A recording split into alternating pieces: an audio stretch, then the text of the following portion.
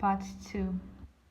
Sometimes the people who enter our lives quietly are the ones who change everything. After that first conversation at the cafe, Maya didn't think much about it.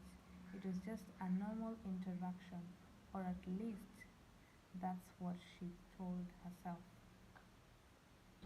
The next day, she found herself going back to the same cafe. Not because she had to, but because sometimes in her hoped, something in her hoped she would see him again. And she did. Adrian was sitting in the same spot, calm, focused, like nothing in the world could disturb him. When he looked up and saw her, he smiled. Not a big smile, just a small one.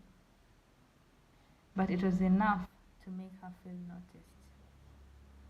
From that day on, their meeting became frequent, not planned, not forced, just neutral. They talked about everything: dreams, futures, childhood memories, and the kind of future they both wished for. But there was something different about Adrian, something Maya couldn't fully understand. He listened more than he spoke, and when he didn't speak, his words always felt careful, like someone who was thinking deeply before saying anything. One evening, as they sat together, Maya finally opened up about her situation. Her voice was low, almost like she was afraid of hearing the words out loud. She told him about the letter, the decline, the fear of losing everything. Adrian didn't interrupt. He didn't try to immediately fix it. He just listened quietly. After a few moments, he asked a simple question: have you found any solution?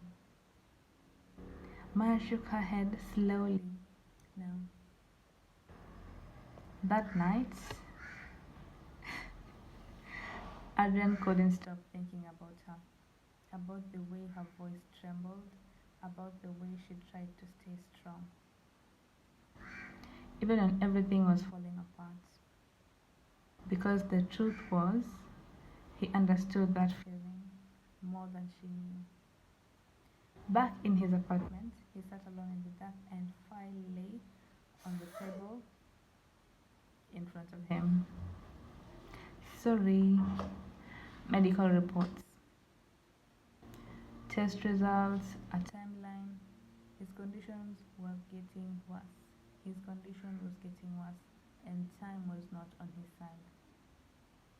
The doctors had already told him without a transplant, his chances were very low, and finding a match almost impossible.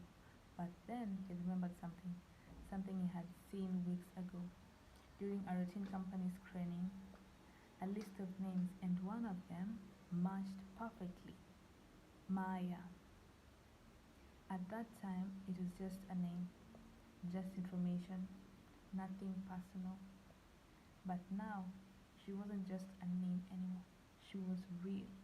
She was struggling, and she needed help. Adrian leaned back in his chair, his mind racing. Two problems, one solution. But the solution came with a cost. He chose his eyes. He closed his eyes for a moment, as if, as if trying to convince himself.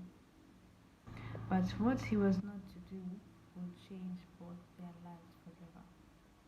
The next evening, he asked Maya to meet him. Same cafe, same table. But this time, he expected his expression was different, more serious, more certain. Maya could feel it immediately. Something was about to happen, something important.